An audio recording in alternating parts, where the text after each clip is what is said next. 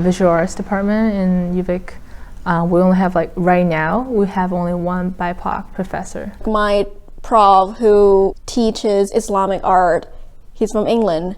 My prof who teaches Southeast Asian art and Asian art from Texas.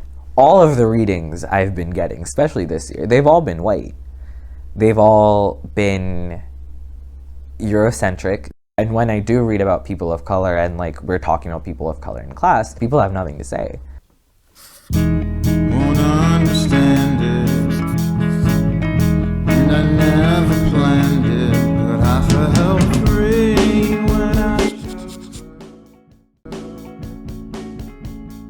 came on over and touched me. So I originally started off in humanities at UVic. It didn't make me feel right that we were in this, I wanted to do this profession to help others, and, you know, I didn't feel like right as that the course was mostly Eurocentric. It was taught by a white woman, and I was the only person of color in the class.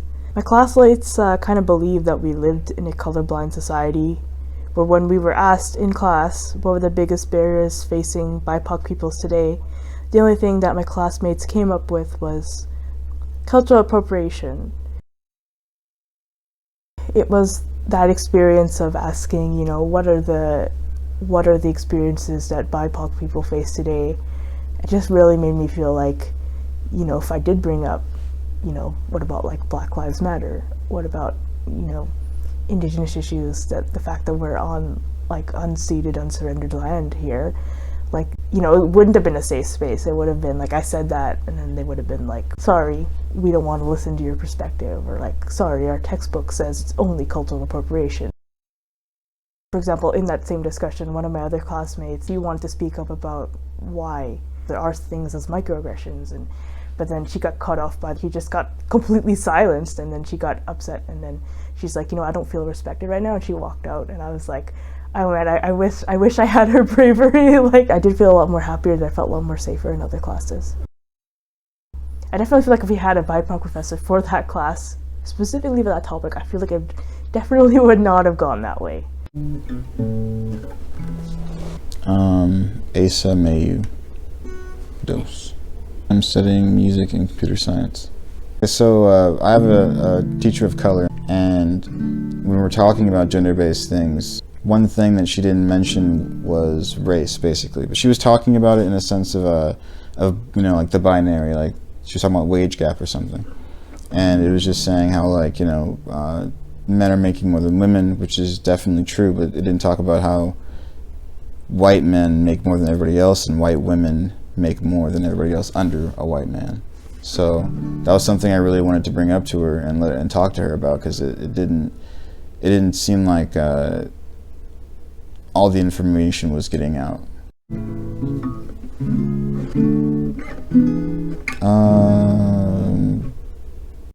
Because I think a lot of what feminism is it's supposed to be trying to create equality between, you know, genders or sexes based on, you know, politics, the economy, and society and whatnot. And in reality, they're just fighting for the same rights and the same opportunities as a white man. But it becomes a problem when it's not talked about, when color isn't talked about. I talked to my teacher about it. The problem was they agreed with me, but that a lot of the people in there had a lot of white fragility. Like, they would kind of like deny it, or like, you know, do something, give the teacher a hard time or something like that. I am from Vallejo, California. I don't know how long my family's been in America for. Probably for a few generations, but it's definitely an interesting family tree.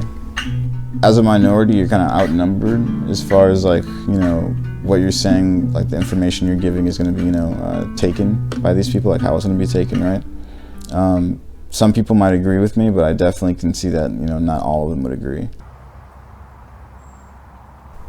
In my gender studies class, we actually just had a conversation about advertisements and how they're how advertisements are affecting women. And like, once again, like the lesson wasn't the teacher's fault. It was more so just the material that she has to teach. The speaker didn't talk about like how it's affecting people of color.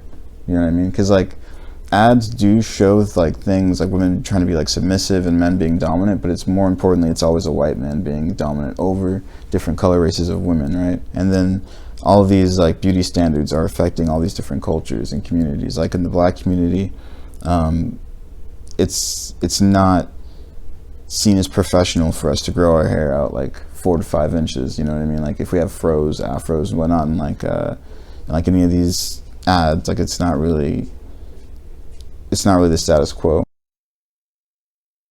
I think it's affecting Black women personally because it's just like it doesn't make minorities feel happy about their own hair. You know what I mean? Like it's not beautified enough in the media. So I think it's a problem. Yeah, no, this culture that we live in definitely defines people of color before they get a chance to define themselves. It's almost as if being white is like being a blank canvas. And if you're a minority, you already have that kind of color on your canvas, like smothered, right? So you can only really do so much with that. Yeah, when people just teaching you painting and sculpture from like American artists, European artists, kind of when you're only absorbing that kind of knowledge, it's hard for you to go out of the box because you're like a baby to learn how to walk. Then of course you don't know how to dance yet. My name is Leting Cai. In my mother language, I'll be called Cai Leting. My pronoun is she, her, and I'm originally from China. When people see something they don't understand, they tend to say, that's bullshit, instead of saying, I don't like it. They don't want to admit that they are feeling insecure under something, so instead of saying, I don't understand it, I don't like it, they would just say, this is bullshit. So I would say I only started to do like culture-related work this year, like especially after COVID. Well, part of it is because the power dynamic in school, you know? So like before, the anti-Asian racism really hit me during COVID. Like I was doing basically what everybody else was like inspired to do, just like metal sculpture, wood sculpture for the sake of art. But then like COVID hits and like we're in quarantine. So like that was happening, like me and my Asian friends are the only one that's wearing masks, and we were out, like literally in Victoria, not like from online hatreds. Like one of my friends got yelled by like an old couple, old white couples, like go back to your country, fuck you. I started to do like more culture related work. I started looking back to my culture, and it turns out just like I have all that knowledge. I have all that knowledge inside of me. It's just like I never even had a vessel, like, you know, I never have an entrance to really dive in because there's so much else that's like feeding in my mouth. You know, I was using pipe cleaner as part of my work, and that really got some hammer on. Again, like that's another thing I'm trying to conquer is like the material stereotype. They should be seen equally, and that's the equality. Like I'm trying to break the stereotype with material, with gender, with culture, like, you know, the equality. I understand sometimes it's really hard for people to talk about the culture that they don't really know because they don't want to say anything wrong or they're trying to be nice. The problem with this one is like instead of like talking about the culture part in this work, with the, you know, with the soft material, with everything, I think the problem is like go directly with like why pipe cleaner is not working for her is a cheap making, and for the whole critique. And for this piece, the flower, the shape of that is actually Yulan magnolia. So that's like the city flower of Shanghai, is where I grew up with. So like there's like the nostalgia part for sure in like this finding my culture. Like in China, like a long time ago, it's actually something called 绒花. They use silk threads, and then they put silk threads flat in between wires, and then they will twist the wires, so like they will become these flat surfaces, and they will make into these flowers. So basically they're doing these as garments for the royalties because they're trying to save money. So like that's actually a thing that's in my culture for a long time. And obviously she did not know that. I didn't get a chance to talk about it because people were just having conversations one by one. You know, there's more important things behind the material. It's culture, it's gender, it's my identification, because I didn't even get to talk about the flower, right? That's like, that flower represents me, trying to define it, trying to bloom in that setting that I create. I would definitely prefer to present my work, at least culture-related work, with a BIPOC prof. For everything I do for my culture, I need to do extra work of like explaining so I can help you to understand it, so you discriminate me less. Instead of like, it should be just easy enough for me to just, for us to express it. It's not like don't understand your art, you know, like don't explain your art, but it's just like the part of like being accepted, so you don't need to always trying to make a place for yourself. Like there should be a place for you. I know a couple BIPOC students would only feel comfortable talking about their works with that BIPOC professor. Like he really brought a lot of support, respect, and he held himself back when he's trying to understand our practice. You can't really see that from some of the white professors because they're trained in one way. They have a belief that what they know is the thing. So sometimes they cut you off, you know. Some people just, they don't see culture. That's another issue, you know. We're not even talking about diversity. They just don't see culture. My first name is Rita, and my last name is Ban Rayong. And my pronoun is she, her. And my ancestries, it's a little bit complicated, but legally I am Thai. I was born there, but my grandfather's from India and my grandmother's from Japan. I study art history and visual arts. I'm doing a double major. I was born in Thailand, but I also kind of grew up a little bit with Japanese culture because my dad lived in Japan during the time that my mom had me.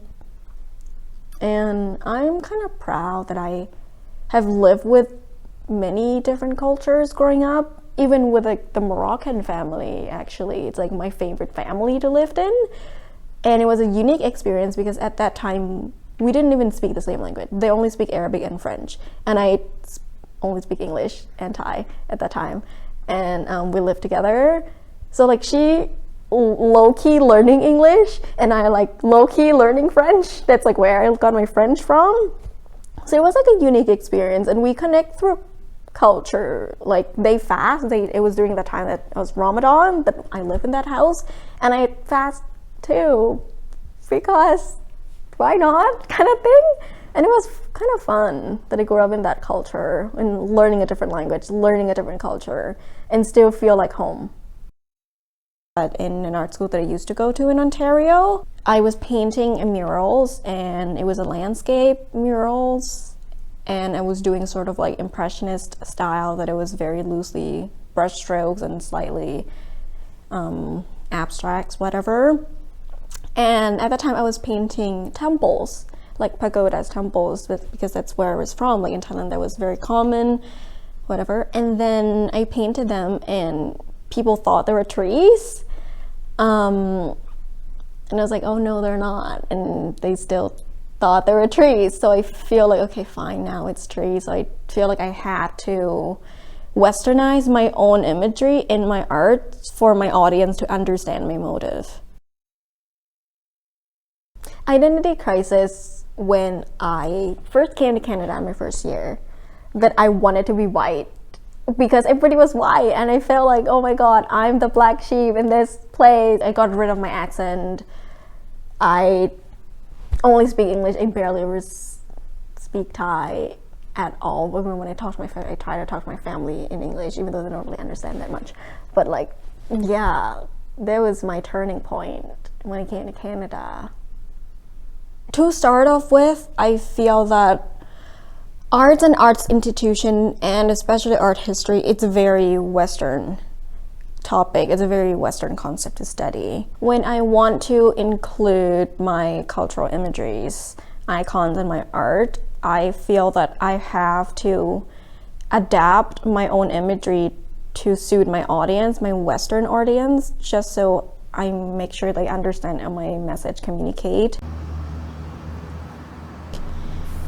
BIPOC people, no matter what program you're studying, what profession, we experience a different kind of mental illness and of mental health. I felt like I had to outperform my white peers, just because every time I feel like I failed, it would reflect not only on me as an individual, but on my background as a whole, and the way people perceive other students of color in general. This year being an RA, like I've had conduct situations where I talk to first year students who are people of color, and the first thing that they say when we approach them for a conduct situation is, "I'm already on probation, you know what it's like for us." So the university essentially is providing housing for all these students, yet that housing does not feel safe. It feels like it can be taken away. People don't understand the way we feel about this connection with cultures. Like, how much do I have to change myself to fit in this country? Like, how much do I have to erase my own ethnicity in order to be accepted here?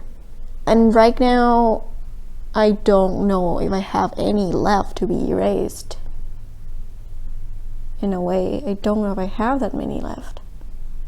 It's like it's almost completely gone. I just feel like I lost a part of me that was very valuable.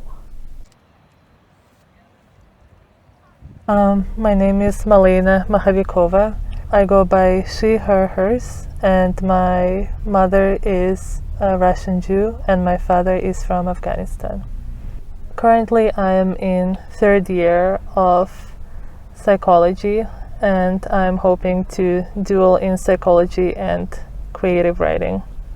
I came as a refugee from Russia as a result of racism, discrimination, the fear of persecution. So recalling those memories in details is always painful, but I've noticed that a lot of times when opportunities were presented to me, especially as a student athlete or an artist, especially people who have been with me for a few years or who have seen my journey, they only see me as a refugee. They only see the starting point. And I've noticed that a lot of times when I'm invited to perform or to play for example, sports or art, I had to describe my story in detail, almost to make the white listeners feel better about themselves, or to feel like they have saved me somehow by being there, by me being in Canada. And people like my coach would always get me to tell people where I came from, or he would always send me to international meetings and things like that.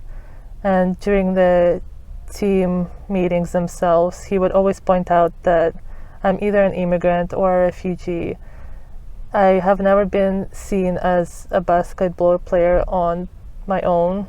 I have not been seen just for my skills. It always had to be me being the reason my team is diverse.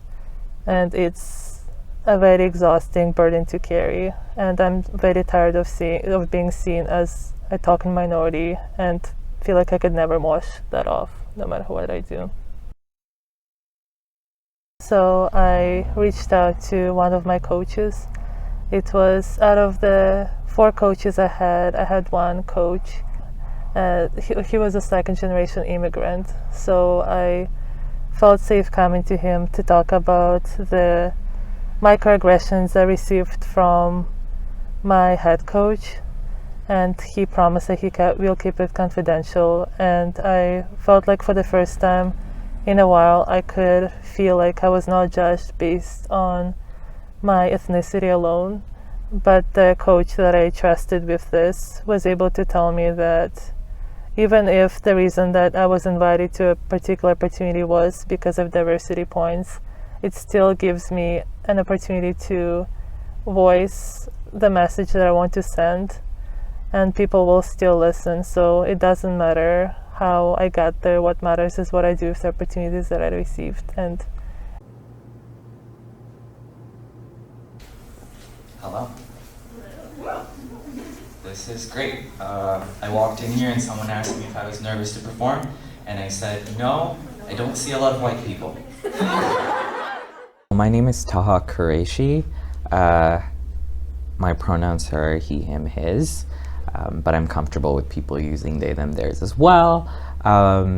And I am a third-year writing major. I say Pakistan, but I'm pretty sure my ancestors come from India, because then India like partitioned and Pakistan became a place, but before that it was all India, so India maybe. So I grew up in Dubai. I was born and raised there, and I moved here when I was 19. In my first year, there was this one point where I was living in residence on campus, and I got an email while I was in class from the residence office saying that a suitcase in my name had been delivered to the res office. My first name is Mohammed. It's not a name I go by, but having the name Mohammed on a suitcase that randomly appears somewhere is already an implication. I asked a friend to walk with me to the res office, and there's a woman behind the counter. She explains to me the situation, and I recognized the suitcase as I saw it, and I recognized essentially what the situation might have been, and explained it to the lady at the counter. She was pretty chill and was just like laughing about, and then she said, well, if it came from your home country, we would have had to evacuate because we wouldn't know if there's a bomb in there. And she just laughed, and I laughed back. I recall that experience as the first time I experienced racism, like to my face. And my friend, who was also a person of color, was like, why didn't you say something? You don't usually stay quiet. And I was like, oh, I didn't know if I could say something. Last year, and that was in a gender studies class, every week you would get one specific artist. That was the artist in the spotlight, and we would look at their work. So the week that there was a brown queer person who was the artist spotlight, I signed up because I was like, I can talk about this. And it was Vivek Shreya. And we had her poetry collection, Even This Page is White. And I read it, and I just felt so seen and so represented, because as a South Asian queer person, I don't usually see myself in poetry, film, any type of media, you name it, I don't usually see myself there. And I came up with 2 questions that we were supposed to ask the group. One of my questions surrounded why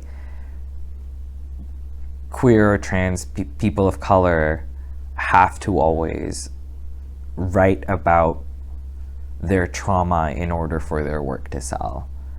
Stories of triumph aren't as exciting for readers, but stories where you can see us struggling, that's what people want to read. And my question was why. I was in that class and I asked these questions, and there was silence. There's 2 kinds of silence. There's silence wherein, oh, this is awkward silence. And then there's keep talking, I'm listening silence. I'm usually met with this is awkward silence. And this one person spoke up, and they said, I think the reason people are not talking as much or don't have much to say is because we want to be careful not to apply ourselves to this body of work. They were like, I don't feel like it's for me to apply or to analyze or anything. There was no answer, and I went out of that thinking of it in just one binary, which was white art is for everyone, but brown art is only for brown people. 2 weeks later in that same class, we were talking about queer history, and the prof kept prodding, being, does anyone have something to say? Does anyone have something to say? And last minute of the class, I spoke up and I said, this is not queer history, this is Western queer history. Queer people have existed all around the world for as long as life has existed.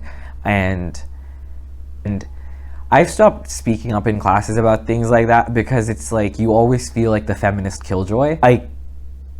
cannot begin to tell you the amount of times I've heard, "Thank you for your unique perspective" in a classroom. And I'm just like, my lived trauma and my lived experience is not a fucking unique perspective. I get told editors won't like this, editors won't appreciate this, they would ask you to change this. In the real world, this wouldn't go. In my head, I'm just like, no, your white editor probably won't like this. My main writing professor, she has a book which is a creative nonfiction book about her time that she spent in Damascus. And the story is essentially about this Muslim woman from Damascus, and the bias just was seeping through. Slit in the veil, dark shroud, and she says that the daughter took off the headscarf and emerged a beautiful young woman. And when I read her work, I saw her bias. And when she told me, write for a Canadian audience, I understood what she meant, because if she had been writing for an audience that wasn't Canadian, that line would not have been in the book. Muslim women don't remove the scarf.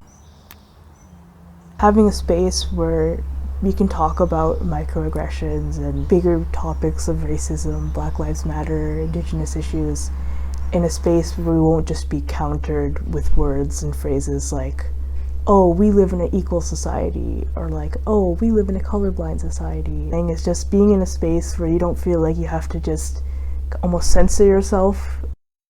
There definitely was one course in particular where we were talking about inequalities and injustices and talking about power. We really talked about, unpacking privilege and decolonization in a way that wasn't like accusatory, because that was actually a classroom where there was a lot more BIPOC people, or also reading texts by BIPOC people, people with disabilities, people who are queer or the LGBTQ+. So it felt more safe.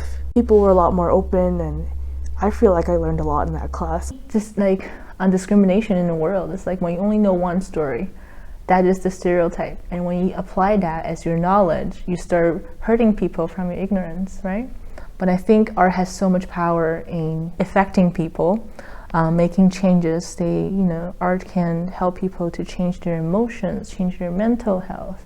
And I think that's really important as an artist. The connection is the artist. I think there can be so much information, history, stories in one making.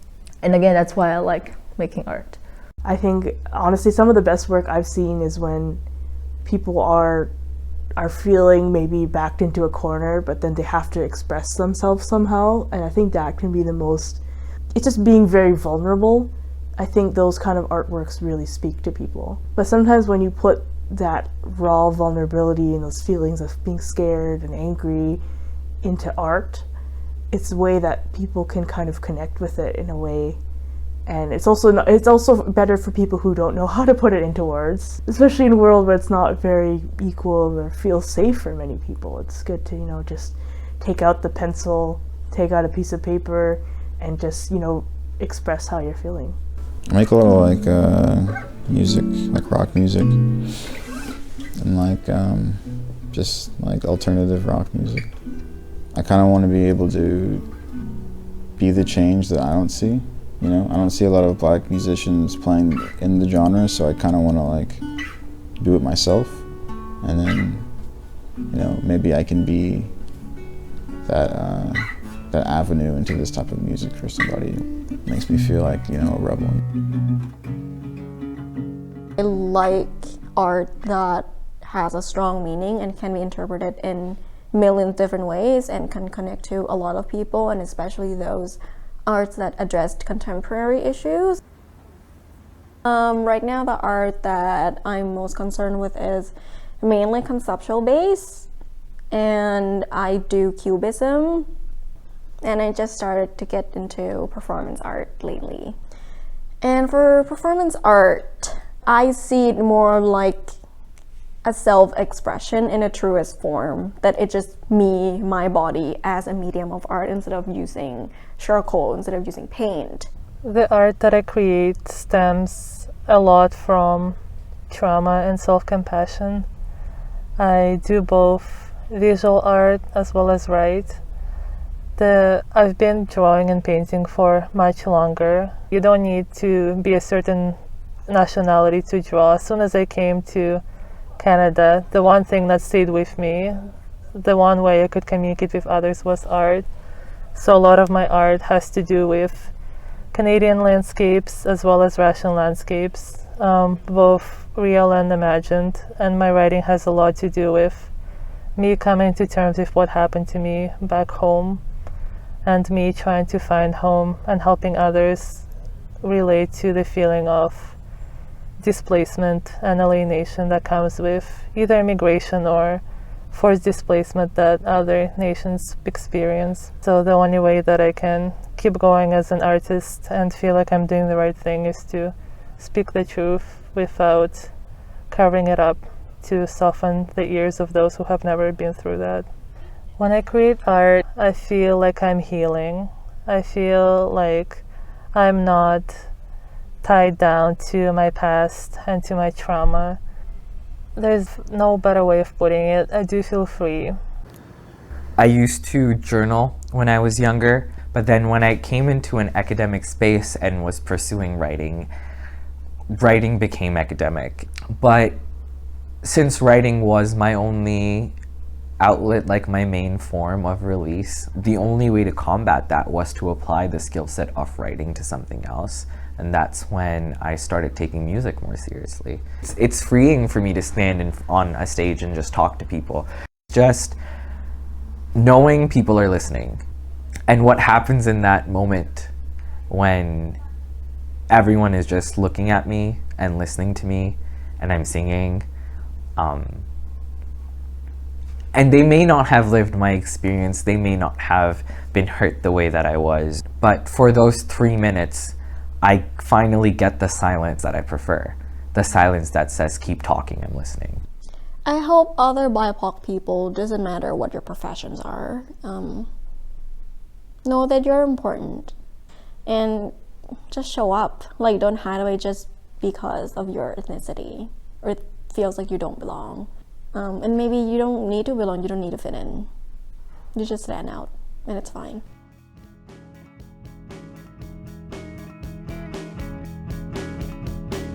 Now that I'm sober,